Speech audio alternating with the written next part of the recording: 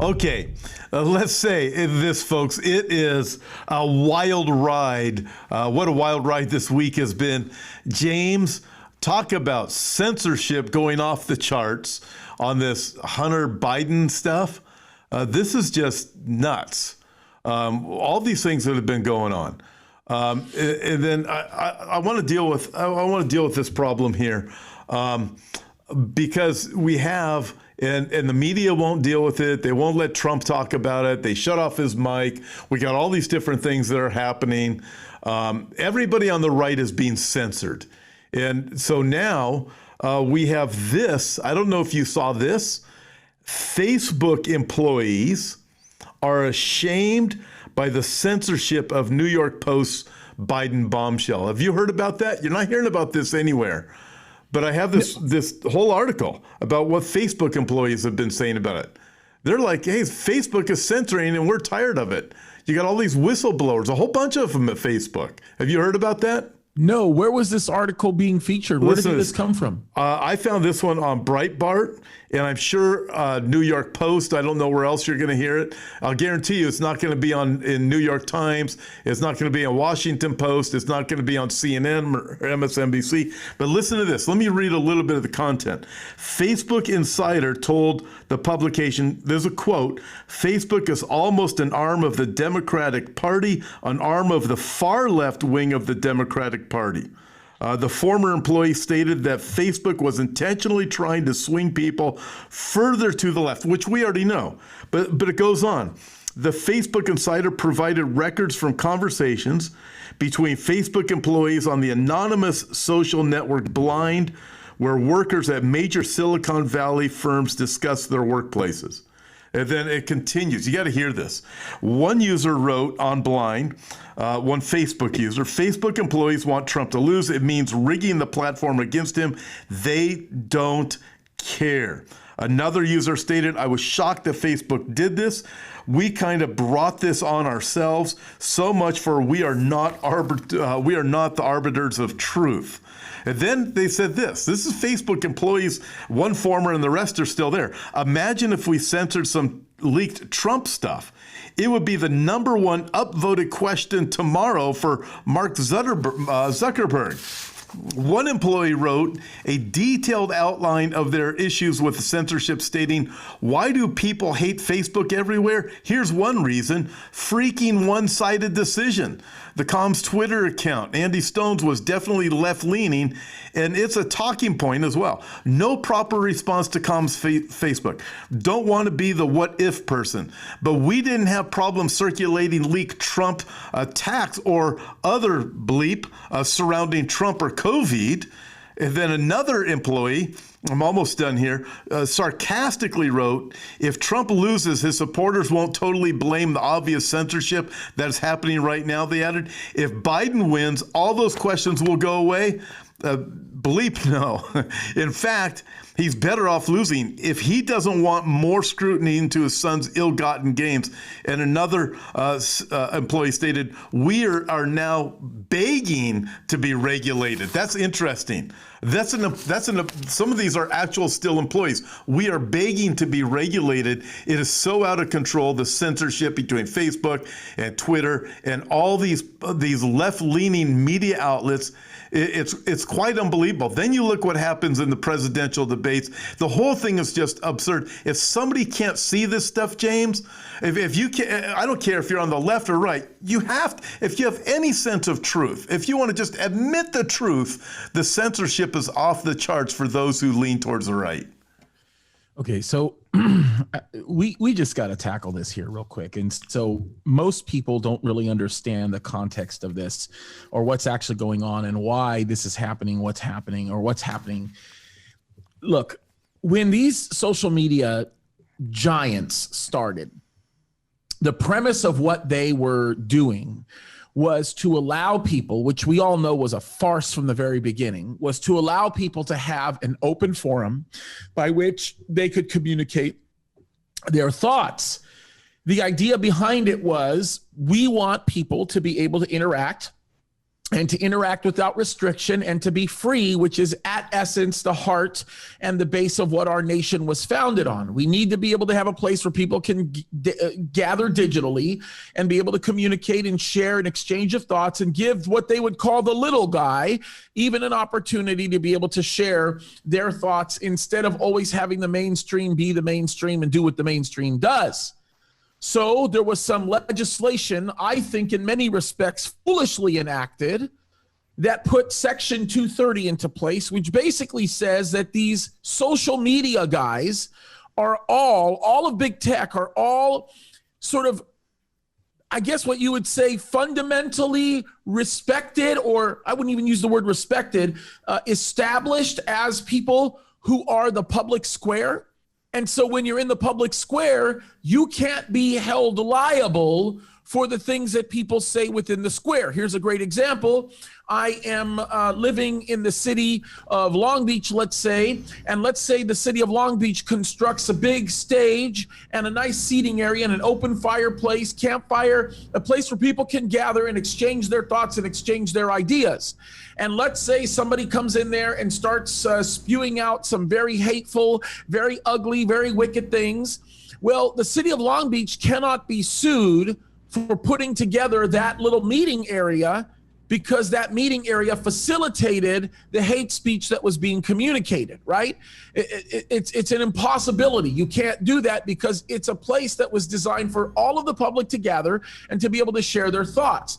So this was the premise with big tech. You see, big tech said, we are the public forum. We are going to allow anybody who wants to be able to share what they want to share at any time, thinking that the mainstream hard left way of thinking would be the predominant way of thinking, would be what dominated their forum. And the very moment people of conservative values started speaking up within that technical public square, within that digital public square, they began to destroy the public square. They began to say the meeting area, the proverbial meeting area that's got the fire, the fire ring, that's got the seating area, that's got all of that, is only available to people who have our point of view. And anybody who does not have our point of view, they are not allowed to go into that meeting place. Well, there's a problem.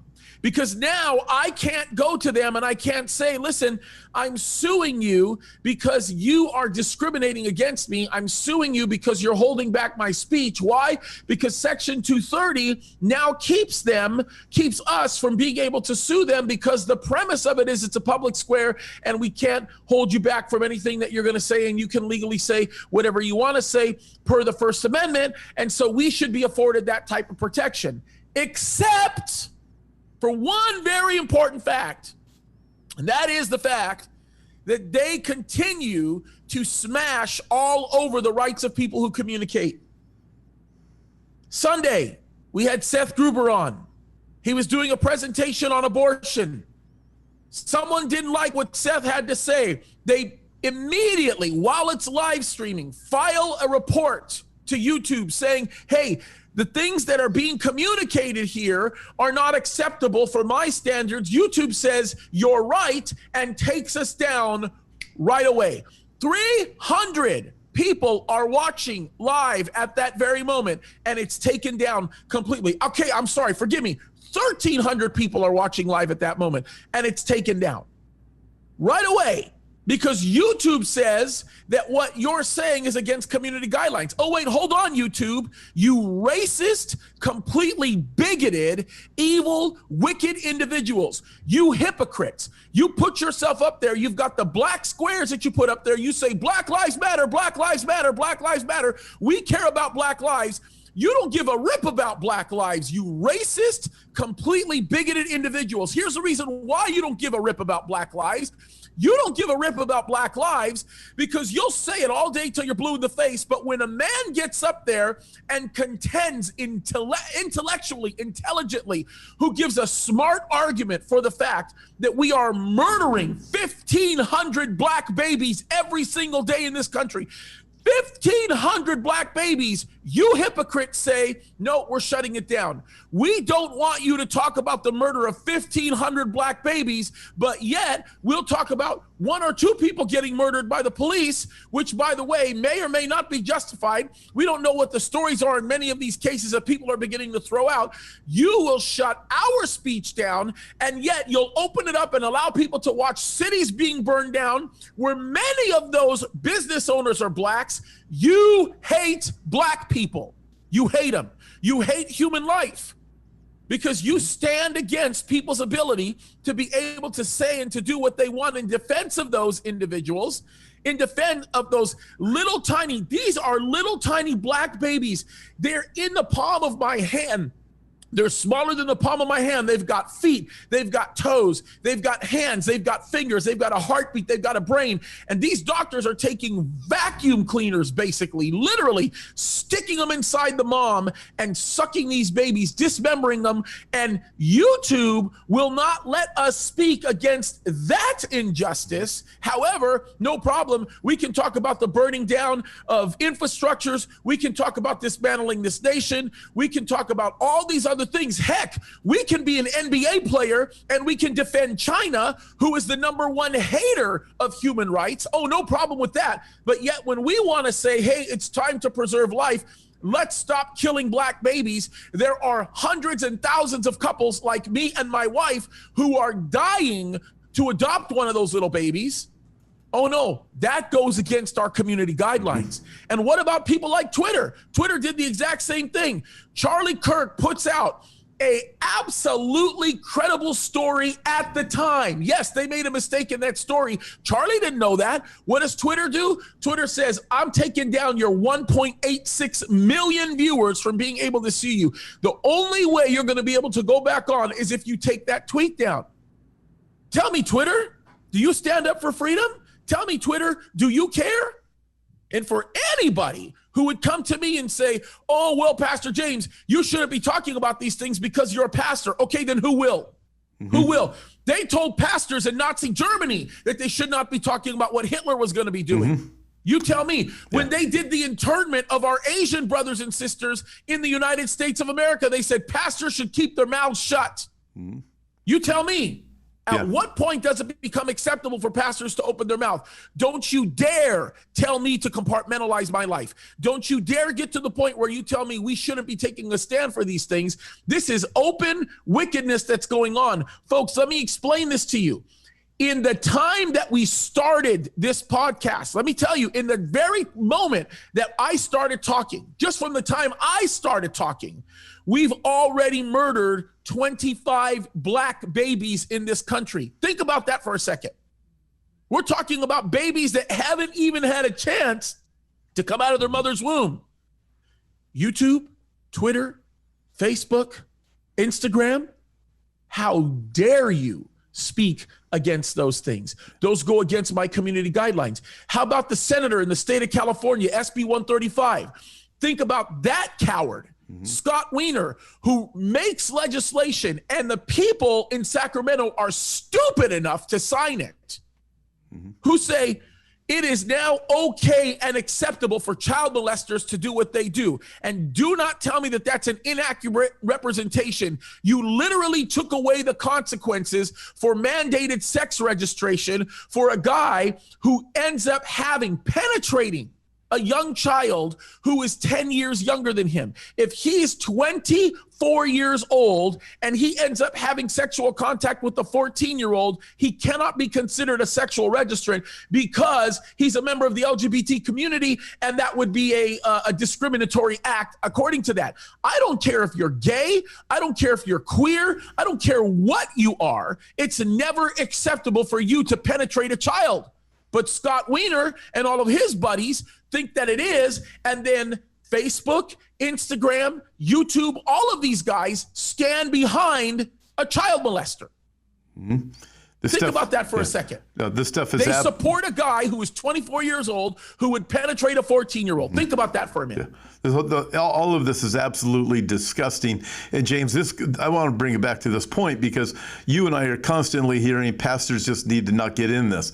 And unfortunately, I guess about 95% of the pastors aren't involved in this at all.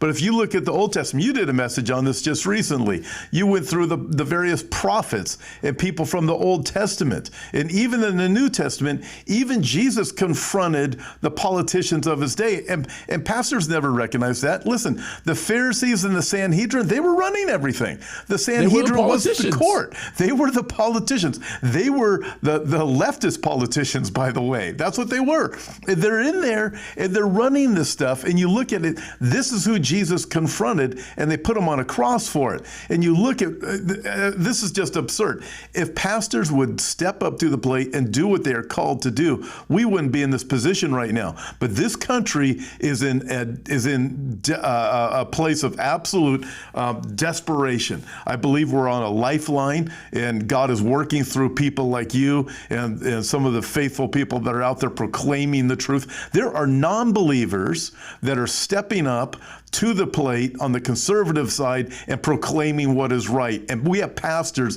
who don't have the guts to do anything. They're cowards. In the book of Revelation, the Bible tells us that one of the types of people that are going to be judged forever and ever and ever are those who are cowardly in the last days. I'm not saying all pastors are going to be judged because they're cowards, but you can see this cowardly characteristic that is developed right now. It is absolutely disgusting. It's appalling. They won't even stand up for babies being killed in the womb. And you look, you go, what do you want? You just worried about your bank account and the people tithing and not getting censored? Is that what you're out to do? We have a church that is compromised, James, and pastors that are compromised, and it's absolutely despicable to watch what's happening. And along the lines of what happened in California with this legislation with Scott Wiener and the whole child molestation thing, Hunter Biden's computer, apparently from what I'm hearing, listen, this stuff is damaging. I don't think he's going to get away from it. I think he's going to go down. But now you find out he was having sex with minors. They have him on film in these explicit images, I should say, with minors. You're looking, going, okay, but this is the direction of the world. These types of things are acceptable. You know, it was only a couple of years ago when Harvey Weinstein went to jail for similar things, and now the courts are already turning and saying, now this stuff is okay. And you go, it's just absolutely appalling what is happening. Well, and the courts are a whole other issue. I'll tackle the court issue in just a second because that is a big deal. There's nothing small about the whole court issue as it relates to all of these cases. But look at Hunter Biden. Listen, forgive me for saying this. I'm minimizing the guy. When I look at Hunter Biden, look, he's an evil dude, right? But the guy's a dope addict. He's been a dope fiend for 30 years. He's literally been sucked up on cocaine. The guy's a total mess. He was dishonorably discharged, I think it was, from the military because of his cocaine habit. There's all kinds of incredibly stupid things that continue to go on because of the insanity and the wickedness that happens. Listen, I'm not even going to blame Hunter Biden. I'm going to blame Joe Biden, because Joe Biden has enough poor judgment to take an evil man like that and use that guy to interact with world leaders and with world economies so that he can take a cut of that money and put it in his pocket. I put it all on Biden. It's Biden's fault. Biden's the one who sent his son over there to go get his cut of the money and to do what he was doing. If you think for a second Joe Biden actually cares about his son having a successful business, if he cared about his son having a successful business, he'd tell his son to stop smoking crack and stop literally doing all the things that he's doing and go get a life. Do something admirably. Get him into rehab. Take care of him. Make sure that he does the type of things he's supposed to do. He hasn't done any of that. What he's doing is he's saying, yeah, well, you know what? You're a loser, son, but I'm going to go ahead and send you over there so that you can make me more money. And the evidence in the emails is making that very clear. So really what we need to do is we need to be focusing on Biden here and not Hunter, because yes, Hunter's a literal evil man. We get that. But he's the son that Joe continues to allow these things to happen. Listen, There are a lot of good men that have children that are pretty evil, and those good men will not allow their children to get involved in the part of their lives that affects all of the things that they've worked their whole lives for. Joe's the direct opposite. Joe is saying, no, come on into the fold. I'm going to use you because you're a great fall guy, in essence. You're a perfect fall guy. I'm going to use you to get my cut of the money. That's the bigger issue that we ought to probably be looking at, is the fact that Joe Biden is a way bigger dirtbag than Hunter will ever be. And that's the reality of it. Yeah. Going back to the courts is a whole other issue. Don't get me started on the courts, because the courts is another reason why pastors need to stop being cowards and speak up. Yeah. Well, one of the articles I read talked about Biden saying he's taking a particular cut of the money out of these deals, just like you said. But I look at it this way. It proves that Biden's already compromised. I mean, at this point, when you're making these you have your family involved with China, which is as wicked as you're going to get. You're compromised, and you're going to be the president of the United States. And then you start looking at the entire former administration and how compromised it appears the entire administration was. And then you look at the Russian collusion. What a lie. I mean, I'm looking at all of the arguments that they were trying to use against Trump for so many years. You watched them, James, and the reality of it is they are guilty of these things, and not just guilty of that, even guilty with China. And we're in trouble. We are in so much trouble if Biden becomes president, and with a compromised president like that, with China, what China can do to the United States of America with Biden in charge. It's just it's horrible. It's frightening to think of. It's insane. And I will continue to say this: if President Trump loses this election, there is nobody to blame except the Christians. And I'll make this even further. I'll take this even further. If he loses the election, there's nobody to blame than the pastors of those Christians. Yeah. Because we have an obligation to stand up for righteousness and talk about what's going on. Listen, if just for the case of the court alone, I would be speaking up. Let's just talk about the courts alone. I mean, give me a break. Do you know how many critically important cases have been decided? Now, this is with Kavanaugh and Gorsuch. How many of these important cases have been decided 5-4? Forget cases that even existed during the tenure of Kavanaugh and Gorsuch. Let's talk about some of the most important cases. We talked about this, Carhart versus Gonzalez. That was a case that basically upheld a federal ban on partial birth abortion. It was a 5-4 decision. There were 4 Supreme Court justices, RBG included, that felt as though it was okay to suck the brains out of a baby when the baby's coming out of the canal of the mom. Think about that for a minute. What about the Citizens United case? I keep talking about that case. It's a critically important case. Citizens United, Inc., they make a video against Hillary Clinton. The Department of Justice, the Obama Department of Justice comes after them and says, nope, we need to ban that. We need to cite you for it. We want to treat it as though it's a crime. The Supreme Court said you cannot do that. The Supreme Court said, By the way, the Obama officials in the DOJ actually said, it is okay. When Samuel Alito imposed the question, Alito asked him, he said, listen, is it acceptable for you to ban a book?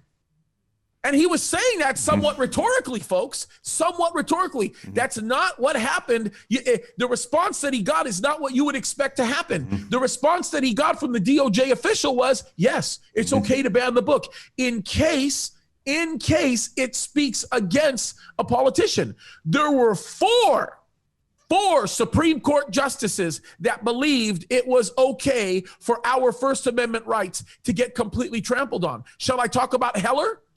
Shall I talk about the Scalia opinion in Heller and talk about how important that Second Amendment case was? It was a critically important case. They wanted to ban all firearms to anybody in the country. You know what they said the use of firearms should be mitigated to? A group called the Collective Right of the Militia. Tell me, Tom, can you identify to me who the collective right of the militia is? I have a legal education. I have no idea what the collective right of the militia is. I don't think any of the Supreme Court justices who held and stood behind that dissent would understand what the collective right of the militia is. In other words, there were four 4 Supreme Court justices that were willing to take away our Second Amendment rights. Should I talk about the Van Orden versus Perry case in Texas? Or how about the Veteran Memorial case? How about we sit down and talk about the Little Sisters of the Poor, the Hobby Lobby case?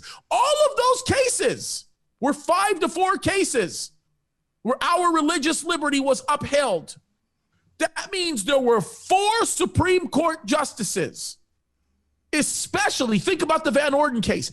There were 4 Supreme Court justices that said we should abolish all of the symbols of the 10 Commandments. The 43 places in the Supreme Court courthouse, in the building, 43 places where you see the 10 Commandments put up there, they said we should have it removed. And in one spot, the 10 Commandments in the Hebrew language. 4 of the Supreme Court justices that ruled in those cases thought that we should have our First Amendment rights taken away. They completely trampled upon, they literally defecated on the Establishment Clause. Now you tell me, pastors, you tell me, religious leaders, you tell me why you should be apolitical again? Are you kidding me?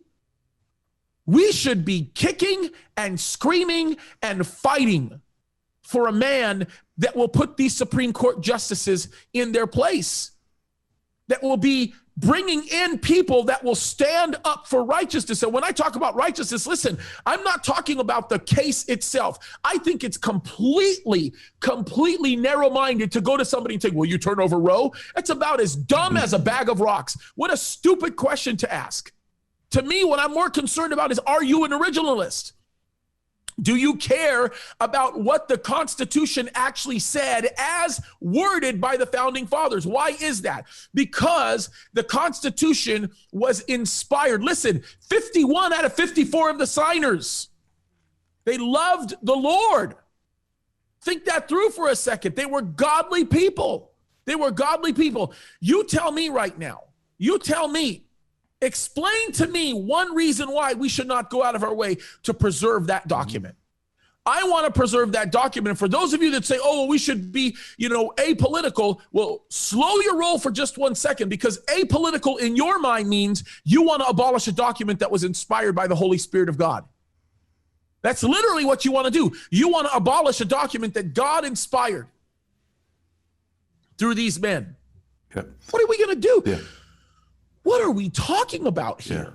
Yeah. Why are we not taking a stand? It's completely crazy. Yeah. It's completely crazy. It is. And, James, that was fantastic. But I look at this. These aren't even political things that we're dealing with. These are moral issues.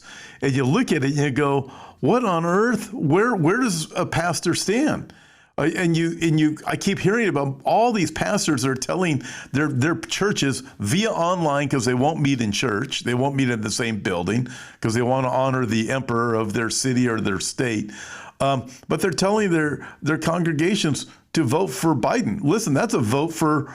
Listen, when you're voting for something, you are in agreement with that. You are in agreement with abortion. You are in agreement with all these leftist policies. You're in agreement right on down the line of. Did you see what the Pope did this week with the gay marriage thing? That's another subject for next time you look at that. You talk about someone who has the horns of a lamb but speaks like a dragon, like Revelation 13 says. That's this Pope and this gay marriage thing he came out with. So we can talk about that next time. But I look at this, and their issue is they've got a problem with America. They've got a problem with the Constitution. It stands in the way of the globalist agenda. But what they're doing, you remove the foundation. You remove the Constitution. You start rewriting everything. They've been tearing down the external things, the 10 Commandments from walls of courts, the tearing down statues and that type of thing, which is terrible. In its place, they have to remove all those things in order to build upon a new foundation, and that new foundation is going to be humanism, and it's going to be everything that is against God, and that is the direction that this is going. And apart from a miracle, there's no hope for America. Yeah. Yeah. Listen, the bottom line is this, whether or not, and I'm going to keep saying this, and I don't care what people say because I want to proclaim the truth. I do not want to be on the wrong side of history here. Okay. There are a lot of people that are in our world that are prophecy watchers. And I completely agree with the ideal that we need to continue to study the word and look at what the Bible says about end times, because we're literally in those times. I would agree with you 100% wholeheartedly. I would never, ever walk away from that way of thinking. However, how dare we come to a place where we say, well, America is doomed, so we might as well wash our hands of it anyway. Yeah, just shame on anybody that would come to that conclusion. Yeah. We are called by God to fight for righteousness. It's not about whether or not we were going to win. It's about whether or not we choose to take a stand during a time when there's utter darkness that's taking place. I don't care what anybody's view is about the destruction of America. People do this all the time. They write in the comments, oh, it's going to be destroyed anyway. Why do you care so much? I'll tell you why I care so much. Because I worship God. Because I follow Almighty God. I walk with him. I serve him. I love him. I want to do what's right in his eyes. So the bottom line is, what are we called to do? We're called to stand up. And by the way, what is so wrong? You tell me, ladies and gentlemen, you tell me, what is so wrong with desiring that there be such a spiritual awakening in the United States of America? What is so wrong with us desiring that there be such a radical change that when the rapture happens, we all get raptured? And that's why America's not mentioned in Bible prophecy. Yep. What's wrong with us desiring that? Yeah, you know what? When I look at this, James, I hear that same question a lot. Why do we even care about this if we know how it's all going to end? Blah blah blah blah blah. Listen, you're supposed to be standing up for righteousness. In fact, if you rightly understand Bible prophecy, 2 Peter chapter 3 tells us how we are going to live. It's going to encourage you. In fact, he says this, James, since all these things are going to be going this way, going to be destroyed anyway, what kind of people ought you to be in the meantime, in holy behavior, in your daily life, being set apart as a believer and in godliness, with profound reverence toward the awesome God. This is amplified version, looking for and waiting for the coming day of God. So we're supposed to be pushing this direction. Listen, the person, and I am finding this out too, James, the believer who actually understands Bible prophecy and believes it and really receives it is out there driving these matters like you're talking about. But the person who just goes to church, just says, well, I've heard it's all going to end, so who cares? That's ridiculous. May far be it from us that we would ever be that way. Listen, when I stand before the Lord, I want to make sure I'm on the right side of God and that I have done what he told me to do. Occupy until he comes, stand up for righteousness, be salt and light in the world. We don't know the day or the hour, and we're going to do what's right. And who knows? God may delay this for another 20, 30, 40 years. We don't know. So I'm going to be on God's side on it. And that's why we do this program. If we thought that way, we wouldn't do any of this kind of stuff. We just say, who cares? Let's just lay down and vote for Biden so it all ends. Yeah, it's absolutely right.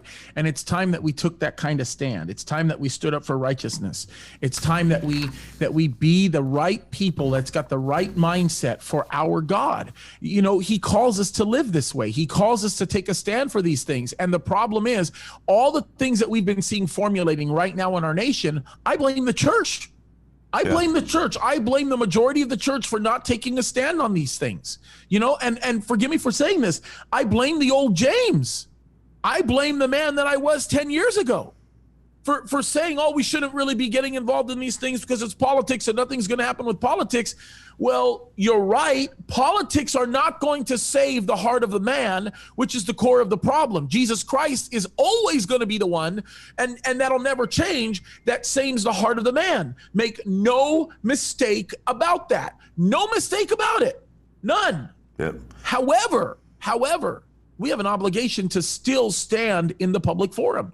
Yep, we do, and I praise God for churches and pastors that are pressing forward in these matters.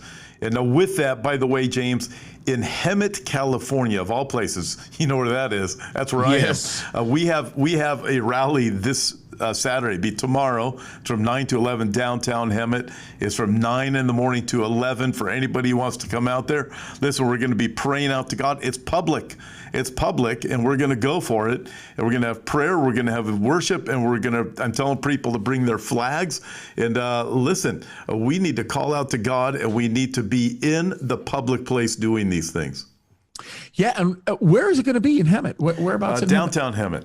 Hemet, as you know, is not like downtown LA, so it's like one city block. But there's going to be, I'm expecting thousands of people to show up, so they're going to overtake everything. It's right down there by State Street in Hemet, State in Florida, that area, for anybody who's familiar with it. But it's going to be fantastic. Yeah, that'll be great. And I think we need to be doing more and more and more and more and more of those things.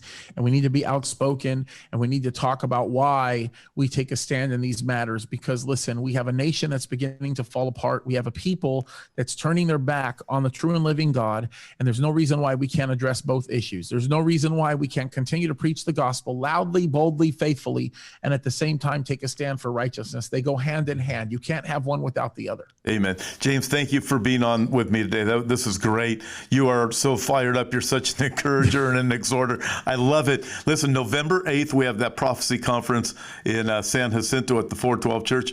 You're speaking, Don Stewart, David Tal, Andy Woods, and myself all day. People can get that information at hopeforourtimes.com. You're speaking at least twice that I know of so far. And who knows, you may get another opportunity. It's November 8th. It's going to be great. But listen, folks, you need to be following James and go to his website, go to his YouTube, and share his stuff. We're all getting censored, and you look at this. We're proclaiming the truth. James, you need support. How can people support you by viewing? Yeah, please, you guys, because you know what? YouTube is beginning to censor me.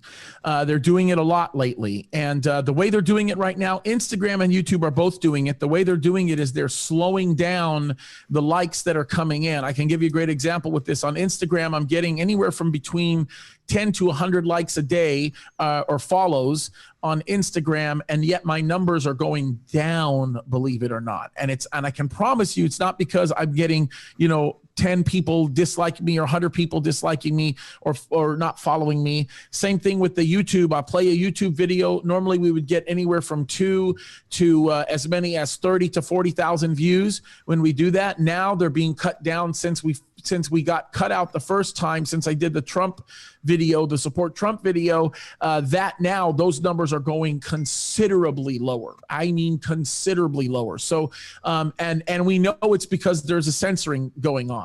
Subscribers haven't dropped, but the amount of subscribers we have coming on has dropped substantially, and it's all related to that very thing. So if you can, please go to Calvary Chapel, Signal Hill on YouTube and subscribe to us. That would mean a tremendous amount. Watch the videos. They're there to edify you and bless you. And then, of course, on Instagram, please follow me, James Cadiz. And then I will be having a very public Facebook page very soon here. We're going to open that up and get that going so that we can kind of fight this fight a little harder. But once again, YouTube, Calvary Chapel, Signal Hill. And then there's another YouTube page that we have, Hope for Our Times. And that is that's Tom's YouTube page. Please go there and support him. That's incredibly important because they're about to do the same thing for him.